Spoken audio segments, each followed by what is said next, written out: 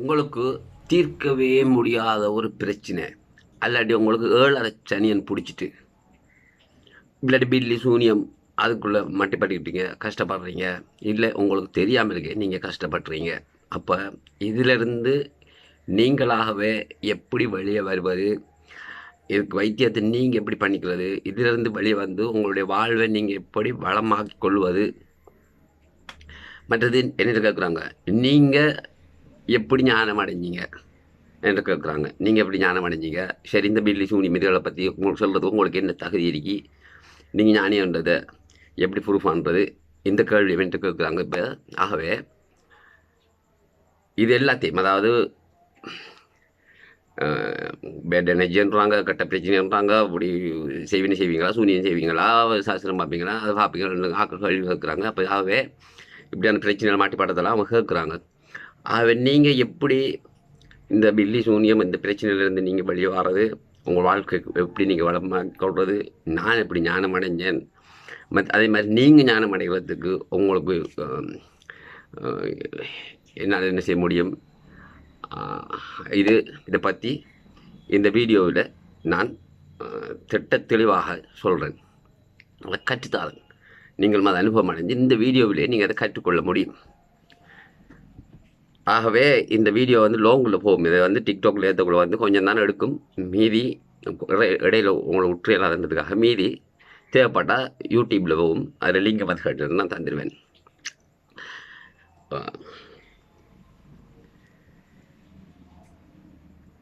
ஆகவே இது வந்து என்னுடைய இந்த பதிவு வந்து கம்ப்ளீட் ஹியூமன் எஜுகேஷன் இருக்குது. இது வந்து ஒரு கல்வி. நான் கற்றுக் கொடுக்குன்ற ஆசானாக இங்கே இருக்கிறதால நீங்கள் இதை கற்றுக்கொள்ளுங்க. ஆகவே வார்த்தைக்கு வார்த்தை வீடியோவை கவனமாக செவி மாடுத்தால் கண்டிப்பாக நீங்கள் இதை கற்றுக்கொள்வீங்க, தெளிவடைஞ்சிருவீங்க.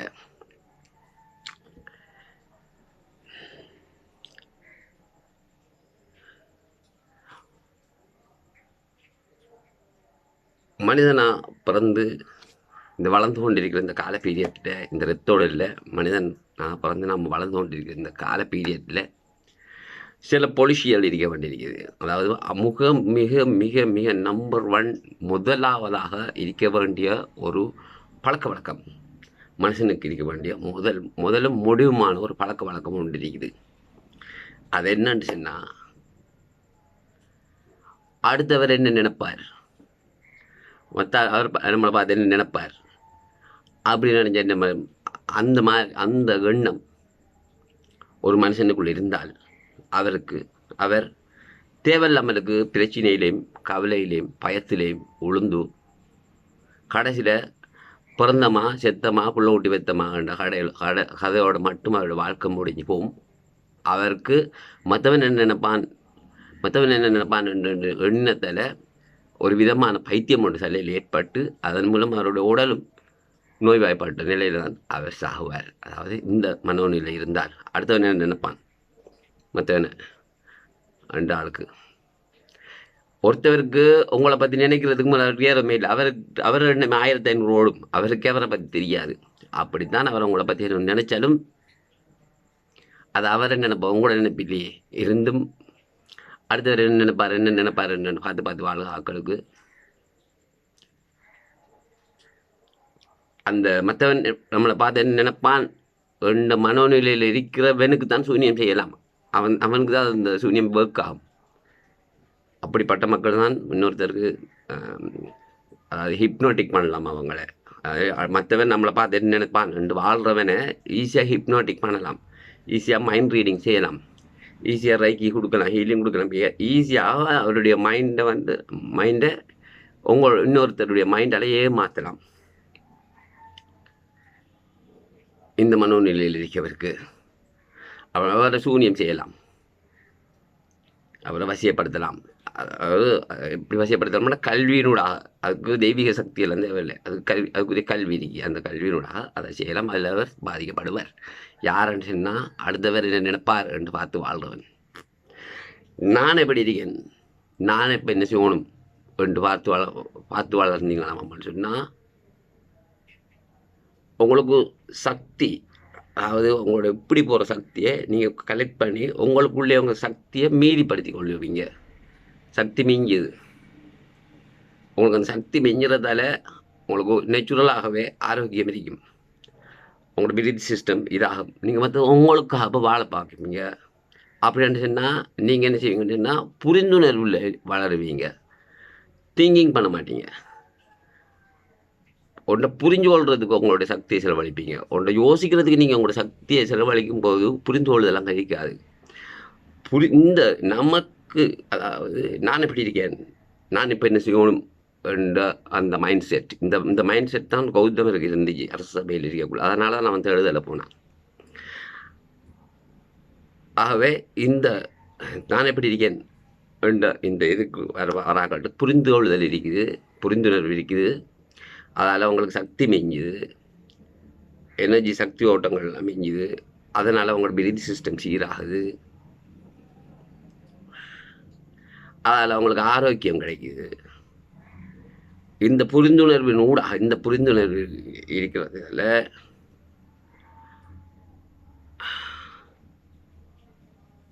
அவர் வாழ்க்கையை நோக்கி அவர் கதை வந்து செத்த கதையாக மாறாது.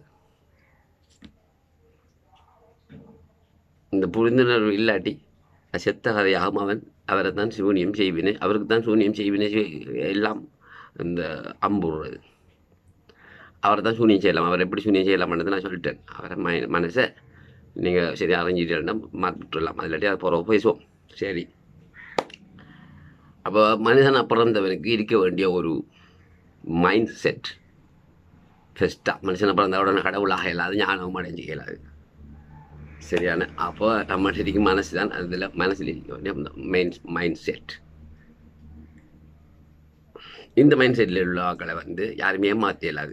எந்த மைண்ட் செட்டுன்னு சொன்னால் நான் எப்படி இருக்கேன், இப்போ எனக்கு என்ன ஆகணும்ன்றதை பார்க்க தீவிரமாக எந்த சூழ்நிலையிலும். அதாவது நான் எப்படி இருக்கேன், இப்போ எனக்கு என்ன நடக்கு, நான் எப்படி இருக்கேன், நான் இப்போ என்ன செய்யணும் என்று நம்மளோட வாழ்க்கையை நம்ம மாற்றிக்கிறது வந்து அது குயிக்காக நடக்கவும் மாட்டுது. அடுத்தவர் நினைக்கார ரெண்டு பார்க்க போடாதுன்ற ஒரு பாலிசிக்கு நாம் வந்தாலும் அதுக்கு அந்த பாலிசிக்கும் குயிக்க வரவே இல்லாது. ஏதோ ஒரு சூழ்நிலையில் மற்றவருக்கு வாழ வேண்டியெல்லாம் ஆகி போகும். 100% நீங்கள் இங்கே வந்து கேளாது, நடுவுக்காக இயலாது. 100% நீங்கள் நடுவுக்காக இருந்த இடத்துல இருந்து தனிமையில் பட்டு பேசிடுவீங்க. சில நேரத்தில் சில விஷயங்கள் நீங்கள் பார்க்க வேண்டியிருக்கு, சில நேரத்தில் சில பாலிடிக்ஸ் பண்ண வேண்டியெல்லாம் இருக்குது. இது ஆரம்பத்தில். அதே மாதிரி நான் என்ன நிலையில் பிரிக்கேன், நான் இப்போ எப்படி இருக்கணும் என்ற மனோநிலைக்கும் ஒரு அடியில் நீங்கள் வந்துட மாட்டீங்க. இந்த வீடியோ பார்த்ததால உடனே இப்படி தான் இப்படி நீங்கள் முடிவுக்கு வந்தாலும் அது உங்களுக்கு ப்ராக்டிக்கலில் வாரத்துக்கு கொஞ்சம் காலகாலம் போகும்.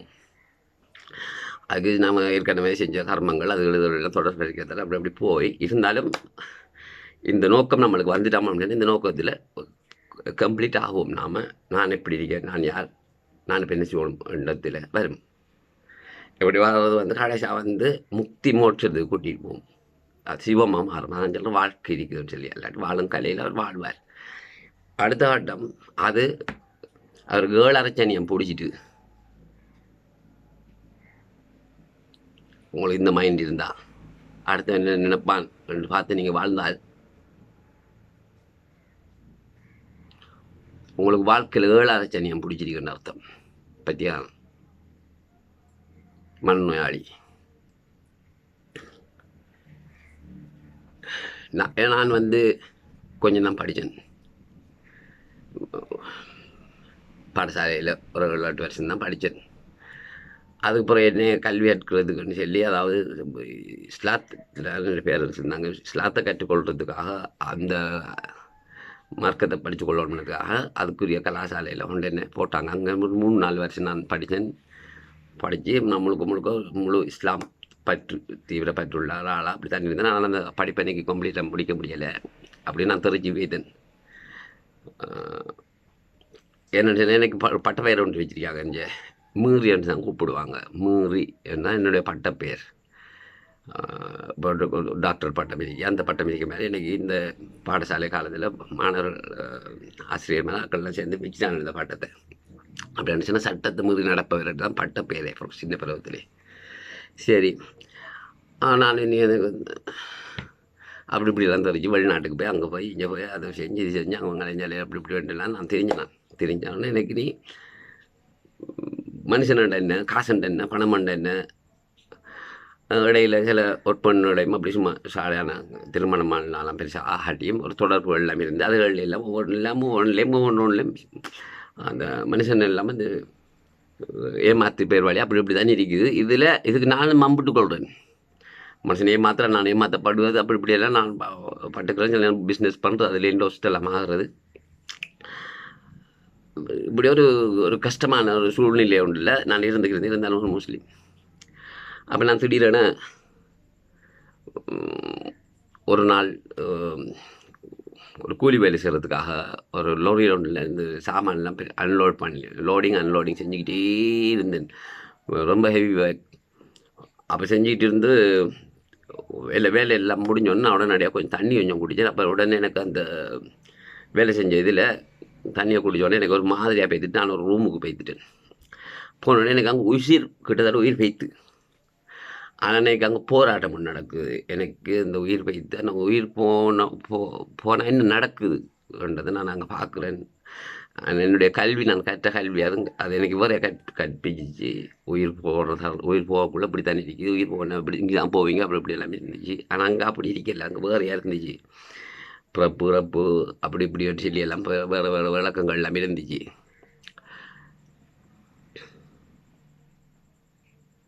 அப்போ நான் கட்டுறது போல் நான் இப்போ பார்த்துக்கிட்டு இருக்கிறது வேறு எப்படியோ போராடி எனக்கு 12 மணிக்கு உயிர் வந்துட்டு அதோட எனக்கு உள்ள எனக்கு மற்றவர் என்ன நினைக்கான் அவன் என்ன நினைக்கான் எல்லாம் போய் நான் இனி எப்படி இருக்கணும் நான் என்ன ஆகணும் என்ற அந்த தீவிரம் எனக்கு தலைக்குள்ள வந்துட்டு அப்படியோ நான் பேக் எடுத்து இந்தியாவுக்கு கிளம்பினேன் நான் என்னுடைய 24 வயசில் அப்படியோ கிளம்பி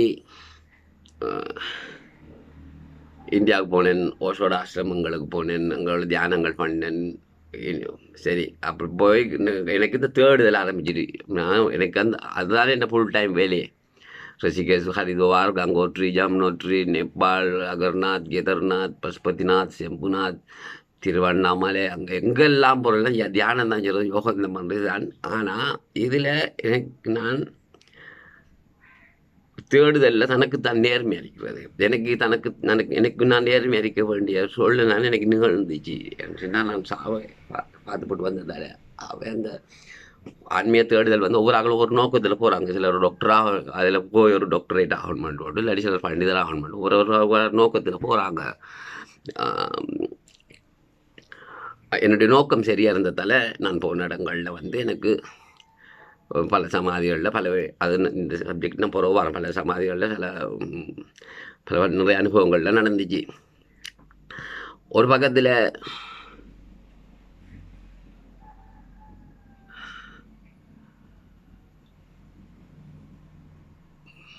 வாழ்க்கையில் ஈச் அண்ட் எவ்ரி மினிட் வந்து அதிசயம் அற்புதமானது தான் சரி இந்த சப்ஜெக்ட் வரதுக்கு முந்தி நான் இப்போ இதில் இப்படியே போய் திடீரென ஒரு சூப்பி ஞானிட்டு நான் எனக்கு பழக்கம் கிடைச்சி அவர் என்னுடைய அண்ணன் அவரை நான் பார்த்தோன்னே அவர்கிட்ட நான் சரணடைஞ்சிட்டேன்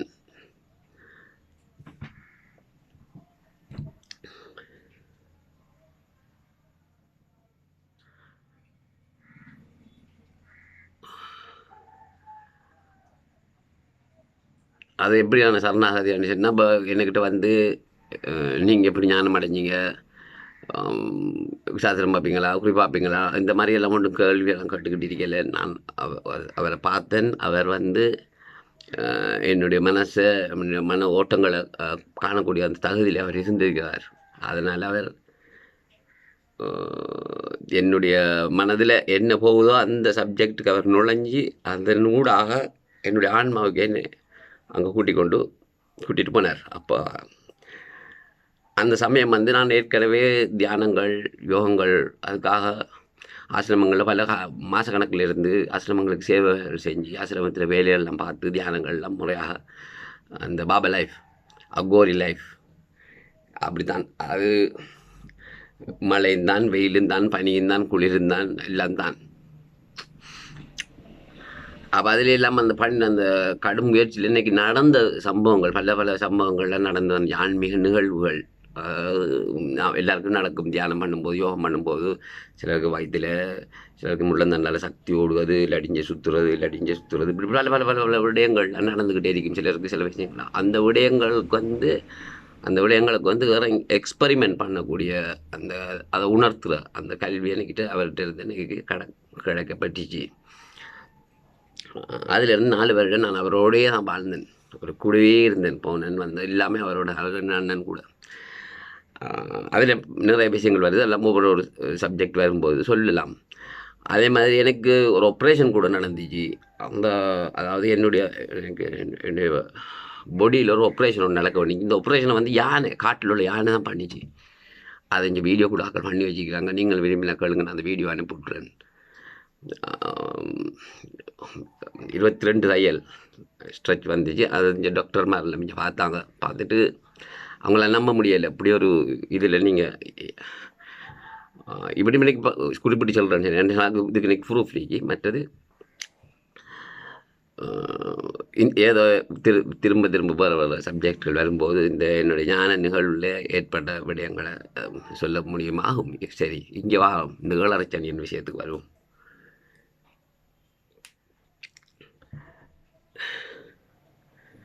ஆகவே உங்களுக்கு மனுஷனுக்கு இருக்க வேண்டிய அந்த மைண்ட் செட்டை நான் சொல்லிட்டேன். உங்களுக்கு நீங்கள் எப்படி இருக்கீர்கள், நீங்கள் என்ன மாதிரி இருக்கணும், நான் யார் வேண்டு நீங்கள் பார்க்க தொடங்கினீங்களா மனுஷன்னா,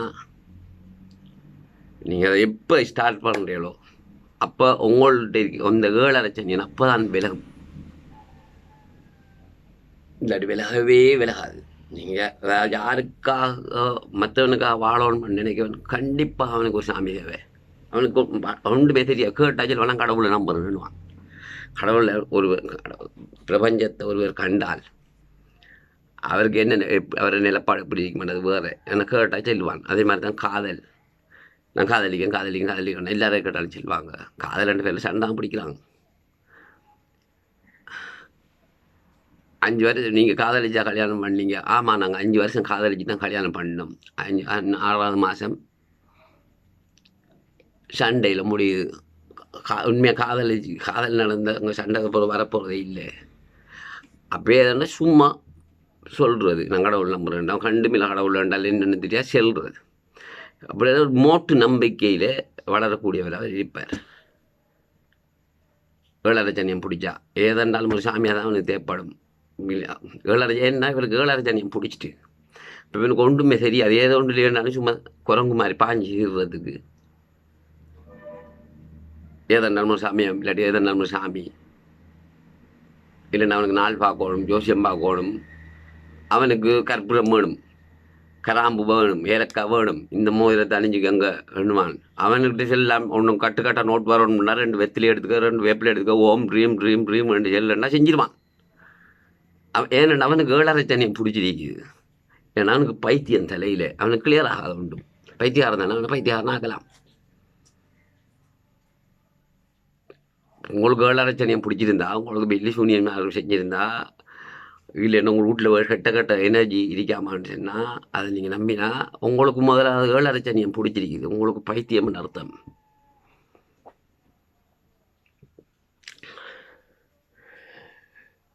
நான் இந்த வீடியோவை நான் அப்லோட் பண்ணிக்கிட்டு இருக்கிறேன். இந்த வீடியோவுக்கு முதல் ஒரு வீடியோ உண்டு. என்னுடைய நண்பர் தான் என்னுடைய யூடியூப்பில் நீங்கள் வரணும் எல்லாமே எனக்கு இன்ட்ரெஸ்ட் தந்தவர் என்னுடைய அன்பர். அப்போ அவர் சொன்னார், இப்போ சிவராத்திரி வருது, நீங்கள் சிவராத்திரியை பற்றி ஒரு வீடியோ ஒன்று பேசி அனுப்புங்கன்னு சொல்லியிருந்தார். அதுக்கு முதல் 2 நாளைக்கு முதல் நான் ஒரு வீடியோ ஒன்று போஸ்ட் பண்ணியிருந்தேன். உண்மையில் நான் நாள் பார்க்குறது இல்லை, நான் பார்க்குறது இல்லை. இன்றைக்கு என்ன நாள், இன்றைக்கு என்ன செய்தி என்றெல்லாம் தெரிஞ்சிக்காமல் இருக்க நான் உங்களை செல்லலை. நான் எந்த வாழ்க்கை சும்மா நோம்பலை வாழ்ந்துட்டு போகிறேன். உதாரணத்துக்கு இன்றைக்கு பௌர்ணமி யாருக்கும் அம்மான்னு சொன்னால் எனக்கு பௌர்ணமி என்று தெரியாது. ஆனால் எப்படியோ என்ன இழுக்கும், இந்த வானமே எப்படியோ என்ன ஏதோ ஒரு காட்டத்தில் வெளியே இழுத்து கொண்டு ஃபுல்லாக காட்டும். அதே மாதிரி இன்றைக்கு அமாவாசைன்னா அதை காட்டும் அந்த நாள் அப்படி இதாக காட்டும் அதை நான் சொல்ல போகிற கதைக்கு உதாரணம் இந்த டிக்டாக்லேயே இருக்குது வேறு சொல்லையில் அது உங்களுக்கு தெரியாது உங்களுக்கு என்ன டிக்டாக்லாம் தெரியும் அதனால இதை சொல்ல வரேன். அப்போ நான் என்ன செஞ்சேன்னா ஒரு வீடியோ முதல்ல ஒரு வீடியோ போட்டேன். இவர் சிவராத்திரியை பற்றி பேசுங்கன்னு சொல்கிறதுக்கு முதல்ல ஒரு வீடியோ ஒன்று போட்டேன். ஒரு நாள் 2 நாளைக்கு முந்தைய போட்டேன் வீடியோ ஒன்று. அதில் மந்திரம் எப்படி உயிர் பெறுகிறது, நீங்கள் ஒரு மந்திரத்தை எப்படி உயிரோட்டம் உள்ளதை ஆக்கி ஜபிச்சு அதை என்ன பலன் அடைகிறதுன்றதை பற்றி தான் அந்த வீடியோ இருந்துச்சு. அதில் ஓம் நம சிவாயா அந்த மந்திரத்தை நான் அதில் சொல்லி தான் ஒரு வீடியோ ஒன்றை போட்டிருந்தேன். போட்டு மறுநாள் தான் என்னுடைய நண்பர் சொன்னார், நீங்கள் நாளைக்கு சிவராத்திரி வரப்போது சிவராத்திரியை பற்றி ஒரு வீடியோ போடுங்க, அது நிறைய பேர் சர்ச் பண்ணுவாங்கன்ட்டு சொல்லி அப்போ நான் திரும்ப சிவராத்திரியை பற்றி ஒரு வீடியோ ஒன்று போட்டேன். அதில் சொல்லியிருந்தேன், சிவனுடைய அந்த ராத்திரியில் சிவனுடைய அந்த எனர்ஜியை எனர்ஜியினுடைய ஆதிக்கம், அந்த தாக்கம், அந்த வைப்ரேட் இந்த பூமிக்கிறதுல குறைஞ்சது 10,000 பேர் அதை ரிசீவ் பண்ணுவாங்க அந்த வீடியோவில் நான் சொல்லி போட்டிருந்தேன். அதுக்கு முதல் போன வீடியோ ஒரு 150 175 பேர் தான் பார்த்துருந்தாங்க. இது 2வது வீடியோவில் 10,000 பேர் இந்த சிவனுடைய அந்த வைப்ரேஷனை அந்த எனர்ஜியை உணர்வாங்க போட்டிருந்தேன். 27 நிமிஷத்து வீடியோ. அந்த வீடியோ இப்போ 9,000 பேரால் போய்த்துக்கிட்டு இருக்குது. ஒரு வீடியோன்னா 10,000 பேர் கிட்டத்தட்ட ரிசீவ் பண்ணுவாங்கன்னு சொன்னால் அந்த கரண்டே இந்த வீடியோவே சொல்லுது கிட்டத்தட்ட. உங்களுக்கு அதை ஏன்னா அதுக்கு முந்தின உள்ள வீடியோ 300 பேர் தான் பார்த்துருக்காங்க. அதுக்கு புறவு போட்ட வீடியோ 200 பேர் தான் பார்த்துருக்காங்க. இது ஒரு 27 நிமிஷத்துக்கு வச்ச வீடியோ இந்த டிக்டாக்ல நான் ப்ரொமோட் பண்ணுறது ஒன்றும். இதை கிட்டத்தட்ட இப்போ 9,000 பேரால் பார்த்துக்கிட்டு போகுது. நான் சொன்ன நம்பரை ரீச் பண்ண போகுது.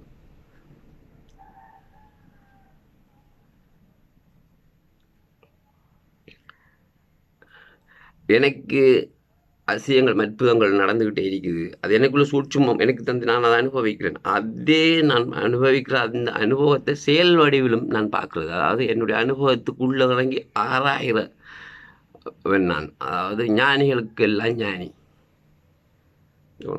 ஒரு ஞானம் எப்படி நிகழுது, அது இன்னொரு மனிதனுடைய ஹியூமன் பாடியில் எப்படி நிகழுது, இன்னொரு அதை எப்படி கடத்தப்படுகுது, அதெல்லாம் சத்குரு மாஸ்டர். அதாவது நான் ஒரு நம்பரை சொல்கிறேன், 10,000 பேருக்கு அது ரீச் ஆகுச்சுன்னா என்னுடைய இந்த வீடியோ கூட எனக்கு சொல்லுது, நீங்கள் சொன்ன அந்த நம்பர் கரெக்ட் செல்ல வாரதானே. அப்போ நான் அதை எனக்குள்ளே அனுபவிச்சு போட்டு நான் அதை ப்ராக்டிக்கலாகவும் இந்த மெட்டீரியல் வேர்ல்டில் ரத்தோடல் வாழ்கிறதால இதுக்குரிய அந்த இப்போ நான் சாப்பிடணும் தூங்கணுன்ற மாதிரி இருக்கிற அந்த தேவையான கேட்பு நான் இந்த பதிவிலே இந்த பதிவுக்கு முந்தின இந்த சிவராத்திரியை பற்றி சிவராத்திரி நான் போட்ட வீடியோ அது எப்படியோ வைரலாகி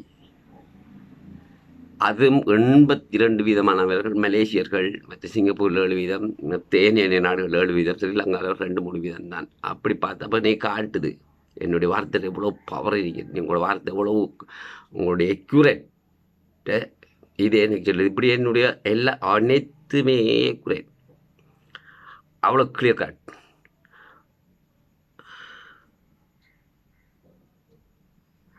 அதனால தான் நான் பில்லி சூனியத்தை பற்றி பேசுகிறேன், சயின்ஸ் அண்ட் டெக்னாலஜியை பற்றி பேசுகிறேன்,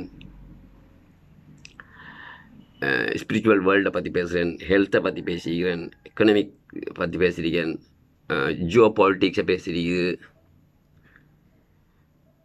ஏஐ தொழில்நுட்பத்தை பற்றி பேசியிருக்கேன், எந்த ஞானிக்கும் பேச முடியாது பேசியிருக்கேன். அதே மாதிரி இந்த சிவராத்திரியில் சிவனை பற்றி நான் பேசியிருக்கிறேன். அதில் விசேஷம் என்னென்னு சொன்னால் நான் என்னுடைய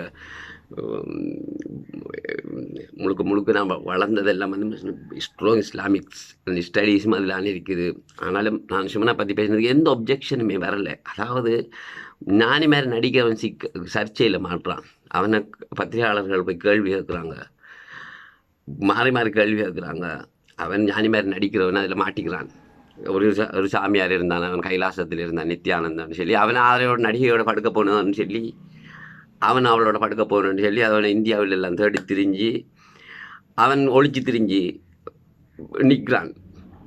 செல்லம் தானே. ஓ எனக்கு ஒரு பெண்ணோட விரும்பி நான் பெண் விரும்பி அவன் விரும்பி நானும் விரும்பி உடல் வைச்ச மாதிரி என்ன பிள்ளை இருக்குது. அது ஒரு ஒரு புனிதமான செயல்னு சொல்லி அவர் அதை சொல்ல இல்லாமல் பேசிட்டு தானே நான் தப்பி ஓடினான். இன்னொருத்தன் அவனு ஞானின்னு சொல்லி போட்டு அந்த ஒரு சர்ச்சையில் மாட்டான் கிட்டத்தில் இந்தியாவில். அதை என்னடான்னு சொன்னால் அந்த விசேட சேவையுடையவர்களுக்கு கிட்ட போய் நின்றுக்கிட்டு உங்களோட முன்ன ஜென்மத்தில் நீங்கள் பண்ண பிரச்சனை உங்களுக்கு நடந்திருக்கு அப்படின்னு சொன்னக்குள்ள அங்கே சர்ச்சையாக பேத்துட்டு அவனையும் போலீஸ் பிடிச்சி அரெஸ்ட் பண்ணான். அவன் போய் சர்ச்சையில் மாட்டிடுவான். ஆனால் உண்மையான ஞானி வந்து சர்ச்சையில் மாட்டவே மாட்டார். அந்த விஞ்ஞானிகளோட யாரும் அவரை கடைசி வரைக்குமே ஃபெயிலாக்கவே இல்லாது. இவரை இப்படித்தான் ஃபெயில் ஆகணும் ஒரு கேள்வி கேட்டு ஏதோ ஒரு மடக்கோணுமெண்ட்டு சொல்லி நீங்கள் ஃபுல்லாக ட்ரை பண்ணி லேப்டாப் கூகுள் வசதியோட போய் உட்கார்ந்துக்கிட்டு கேள்வி கேட்டுக்கு இருந்தாலும் கொண்டு நீங்கள் அவரை நீங்கள் மனசால் ஏற்றுக்கொள்ள வேண்டி வரும். அப்படி நீங்கள் மனசால் ஏற்றுக்கொள்ளாமலுக்கு போனால் நீங்கள் ஏதோ ஒரு விதத்தில் ஒரு பைத்தியாரனா ஆகிதான் நீங்கள் அங்கே திரும்பி போவே. நான் அன்றைக்கி முன்னுக்கு போயிருந்தேன் சின்ன அது என்ன இவர்கிட்ட இவரை ஃபைட் பண்ணாமலுக்கு இவரை பற்றி பார்க்கணும்னு சொல்லி நீங்கள் போனீங்கன்னா 2 ஒன்று தானே. ஞானிக்கு வந்து உங்களுடைய மைண்ட் செட்டு வந்து நீங்கள் யாருன்னே உங்களுக்கு தெரியாமல் இருக்குமே இங்கே நேரத்தில் அவருக்கு முன்னுக்கு நீங்கள் சரி உட்கார்ந்துருந்தீங்கன்னு சொன்னால் ஏன்னா அந்த எனர்ஜி அப்படி இருக்குது. அங்கே அப்படியெல்லாம் அங்கே இருக்குது. உங்களுக்கு தெரியாத இடத்துல கொண்டு ஒரு இடத்துல வச்சிருவார். அணு ஆயுதத்தை நம்மளோட பவர் கூட நாக்குது. இந்த கதைக்கிற கதையில் இருக்குது. ஒரு பிஸ்னஸ்னால் நீங்கள் பேசுகிற பேச்சில் இருக்குது. நீங்கள் ஒரு மனிதர்களில் இருந்தாலும் நீங்கள் கதைக்கிற அந்த கதையில் அந்த நாக்கூர் அதுக்கு இருக்கு. அணு ஆயுதத்தை விட 1000 மடங்கு பவர் நாவுக்கு இருக்குது. அதாவது கல்விக்கு இருக்குது. கல்விதான் உண்மையான வீரமே. இது பிச்சைக்காரன் அவனுக்கு வீரம் பண்ணாலே ஒன்று தெரியாது. நான் ஒரு மன்னர் சித்தார்த் கௌதம அரச சபையில் இருந்தார். ஆனால் என்னுடைய இளமை பருவத்தில் நான் ஒரு மன்னருடைய மாளிகையில் வேலை செய்யக்கூடிய ஒரு சந்தர்ப்பம் நினைக்கிறேன் சவுதி அரேபியாவில் ஒரு 2 இயர்ஸ். அது என்ன சொன்னால் நான் இந்த அரபிக் படிச்சிருந்ததால் எனக்கு அங்கே கொஞ்சம் ஒரு செல்வாக்கு கொண்டு இருந்துச்சு. அப்போ நான் மன்னருக்கு மாளிகையில் இல்லாட்டியும் நான் அந்த லைஃப் எனக்கு பார்க்க கிடைச்சி. அதனால் நான் தான் உண்மையான சுல்தான் எனக்கு தெரியும். என்னென்னு சொன்னால் ஒரு அரசனான்னு சொன்னால் அவன் மக்களை நிர்வாகிக்கணும், சமூகத்தை நிர்வாகிக்கணும்னா சமூகத்தில் பொருளாதாரம் இருக்கி, உளவியல் இருக்கி, அரசியல் இருக்கி, விஞ்ஞானம் இருக்கி, தெய்வீகம் இருக்கி, ஆன்மீகம் இருக்கி, எல்லாம் இருக்கி. எல்லாத்தையும் பார்த்து கொண்டு போக வேண்டியிருக்குது. அவர் தான் மேல் அரசன். அதனால தான் நான் தான் எனக்கு சுல்தான் என்று பேர் வச்சேன். அங்கே சத்குரு என்று பேர் வச்சிருக்கேன். என்ன காரணம் சொன்னால் நீங்கள் எப்படி இருக்கீர்கள், உங்களுக்கு என்ன நடக்கணும்னு சொல்லி நீங்கள் அந்த ஒரு மைண்ட் செட்டில் நீங்கள் வந்து அதில் நீங்கள் வளரணும்னு சொன்னால் கண்டிப்பாக உங்களுக்கு ஒரு குருநாதர் தேவை. இந்த பாலிசியில் நீங்கள் போகணும்னு சொன்னால் அப்படி இல்லையா அப்படின்னா நீங்கள் உங்களுக்கு என்ன தேவை, நீங்கள் எப்படி இருக்கணும் அந்த பயணம் அது ஒரு பாலிசி. அந்த பாலிசி வந்து வளர்ந்துக்கே போகும். அதில் நீங்கள் வளர்கிறதுக்கு உங்களுக்கு தடைகள் நீக்கப்படணும். அவன் வந்துட்டு என்ன செய்வான், விளையாட்டு போஸ் வந்துட்டு என்ன செய்வான், அது வந்துட்டு என்ன செய்வான், அப்படி இப்படின்னு சொல்லி உள்ளே வந்து நீங்கள் போய் செல்ல வேண்டி வரும், களவெடுக்க வேண்டி வரும். அப்படி ஆகும். நீங்கள் அதே மாதிரி நீங்கள் நேர்மையாக இருந்து போட்டு போகக்குள்ள உங்களுக்கும் பல விஷயங்கள் நடந்து வர வேண்டி ஆகும்.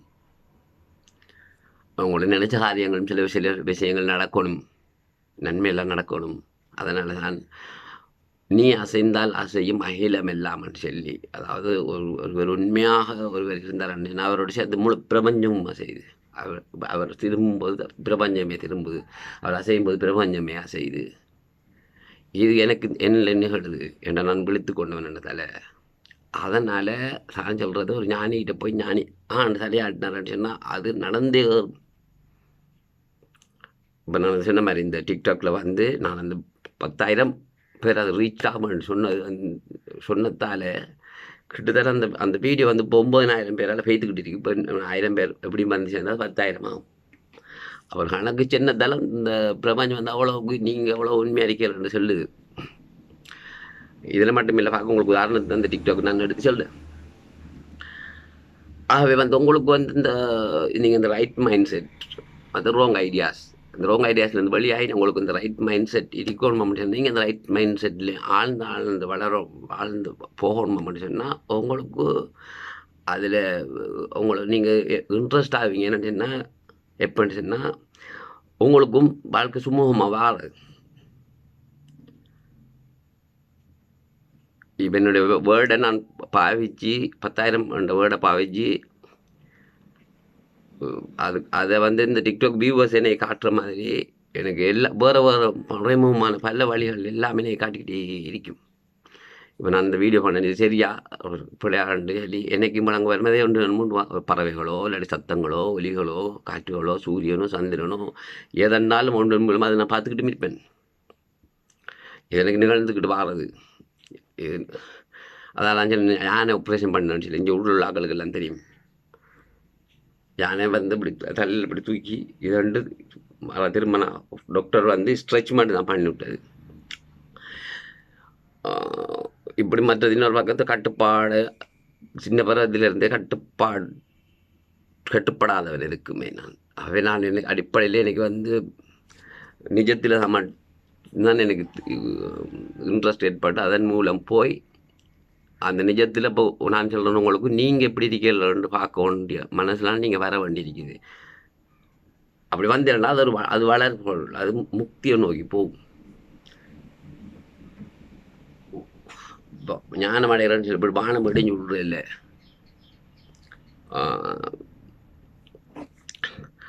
ஸோ ஏழரை சனியனை தூக்கி எறியணும், இல்லாட்டி பைத்தியாரத்தனத்துலேருந்து வெளியே வரணும் அப்படின்னா இந்த மைண்ட் செட் எப்போ உங்களுக்கு ஸ்டார்ட் ஆகுதோ அப்போ இந்த ஏழரை சனியன் நகர ஆரம்பிக்குது.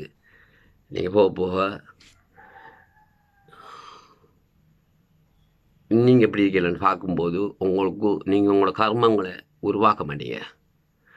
அப்போ ஏற்கனவே இருக்கின்ற கர்மங்கள் இல்லாமல் ஆகுது. அப்போ நீங்கள் எப்படி இருக்கலன்னு சொல்லி நீங்கள் உங்களை பார்க்கும்போது நல்ல விஷயங்களை திரும்ப அந்த ஏழரை சனியன் போராடுறதுக்கு நல்ல ஐட்டங்கள் போகுது. இந்த ப்ராசஸ் இப்படி நடந்துக்கிட்டே வருது.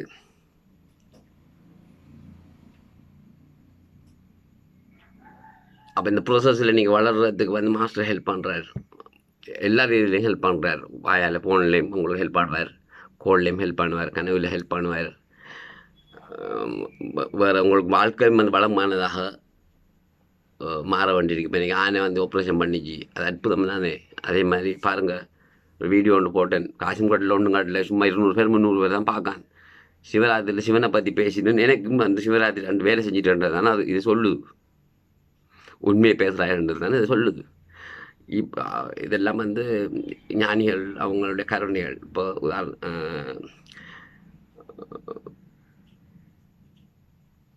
நான் இந்த உடலில் இருந்து போனாலும் இங்கே வாழ்கிறேன், நீங்கள் போனாலும் வாழ்வீங்க. அதே மாதிரி இங்கே நிறைய ஆன்மாக்கள் சுற்றுமுமான ஆன்மாக்கள் அதுக்கு மேலே இருக்குது. அதுக்கு வந்து இப்போ நம்ம உடலில் இருந்து செய்கிற செயலை விட பவர் கூட, அது நினைச்சத்தை உடனே செய்யும். அதுகளும் இங்கே இருக்குது. இதுகளுடைய தொடர்புகள் நம்ம உங்களுக்கு சரியாக நம்மளுக்கு ஏற்படுத்துறது, அதுதான் சொல்கிறது. அதான் பிரபஞ்சம் தொடர்பு பண்ணுறது. இப்போ சொல்கிறான்னு வந்து பிரபஞ்சத்தோட நீங்கள் தொடர்பு பண்ணுற நீங்கள் லா ஆஃப் அட்ராக்ஷன் என்னென்னு தெரிஞ்சிருக்கணும், மெடிடேஷன் பண்ணியிருக்கணும், அது தெரிஞ்சிருக்கணும், வேறு ட்ரைக்கி அந்த ஹிஸ்ட்ரியெல்லாம் தெரிஞ்சிருக்கணும்ட்டு. விஞ்ஞானி வந்து அவன் நினைக்க அப்படி தான் பிரபஞ்சமாக்கும்னு சொல்லி அதனால் அவன் அதை சொல்கிறான். ஆனால் அது அப்படி இல்லை. அது இப்போ உங்களோட கையை நீங்கள் எப்படி உணர்வு, உங்களோட கையோட நீங்கள் எப்படி தொடர்பு வைக்கலாம். உங்களோட மூக்கும் பிரபஞ்சத்தில் ஒன்று தான், உங்களோட கையும் பிரபஞ்சத்தில் ஒன்று தான், உங்களோட மைண்டும் உங்களோட பிரபஞ்சத்தில் ஒன்று தான், சூரியன் பிரபஞ்சத்தில் ஒன்று தான். சரி, ஆகவே பிரபஞ்சத்தை வந்து நீங்கள் உங்களோட கையோட பேசுவீங்களா? நீங்கள் உங்களோட மனசோட நீங்கள் பேசுகிறதா? நீங்கள் உங்களோட மனசை நீங்கள் உணர்றது, உங்களோட கையை நீங்கள் உணர்றது, அது மாதிரி தான் பிரபஞ்சத்தை நீங்கள் உணர்றது மட்டும்தான். இந்த மைண்ட் செட்டுக்கு நீங்கள் வந்தால் நீங்கள் எப்படி இருக்கணும்னு சொல்லி பார்க்க வேண்டி வந்தீங்கன்னு சொன்னால் நீங்கள் பிரபஞ்சத்தை உணர்வீங்க, கடவுள் உணர்வீங்க, எல்லாத்தையும் உணர்வீங்க. அப்போ வாழ்க்கை உங்களுக்கு இருக்குது. அப்போ அங்கே ஏழரை சனியன் இல்லாமல் ஆகுது. நீங்கள் அடுத்தவர் என்ன மாதிரின்னு சொல்லி பார்க்க போகல உங்களுக்கு ஏழரைச்சனியன் உங்களுக்கு ஏழரைச்சனியன் பிடிச்சி உங்களுக்கு பல ஜென்மம் ஆகிட்டு கர்மம் பல ஜென்மமாக ஏழரைச்சனியன் பிடிப்பட்டவரால் தான் நீங்கள் இருக்கீர்கள். நீங்கள் சூன்யம் செய்யப்பட்டவர் அறிக்கீர்கள். சபிக்கப்பட்டவராக தான் இருக்கீங்க. உங்களுடைய அங்கே இருக்கிறது எல்லாமே பேட் எனர்ஜி தான் இருக்கும். நீங்கள் பேட் எனர்ஜி உங்களை சுற்றி பேட் எனர்ஜி தான் இருக்கும். நான் எப்படி இப்போ ஞானம் அடைஞ்சேன்றதை ஓரளவுக்கு சொல்லியேன். எப்படி பில்லி சூன்யத்திலேருந்து வெளியே வாரேன்னு சொல்லியிருக்கேன். எப்படி சிவம் முக்தி மோட்சத்துக்கு நீங்கள் போகிறீங்கன்றதை சொல்லியிருக்கீங்க. இடையில மற்ற வீடியோக்கள் பார்க்காம குறுக்க வரவும் படாது. மேலதிகமான இதுகளுக்கு யூடியூப் சேனல் இருக்குது. அந்த சேனலில் பார்த்துட்டு அதில் போய் என்ன மனுஷன்னா அதில் போய் இன்னும் தெளிவாக இந்த வீடியோவை நீங்கள் படிச்சுக்கலாம்னு சொன்னால் இந்த வீடியோவை உங்களுக்கு நான் சொன்னதை உங்களுக்கு அப்படியும் அனுபவத்தில் தரும். நான் ஒருபோதுமே ஏதாவது சந்தேகம் இந்த கேளுங்கண்டெல்லாம் செல்வது எல்லாம் இல்லை. இதில் சந்தேகத்துக்கு இடமே இல்லை. நீங்கள் திருப்பி கேள்வி கேட்குறதுக்கு ஒன்றுமே இல்லை. நீங்கள் அப்ளை பண்ணுறது தான் இது. வணங்க சாமியை சரணம் ஒன்று தான் எனக்கு உங்களுக்கு உள்ள வேர்டு அறிக்கணும் ரெண்டு முடியும்.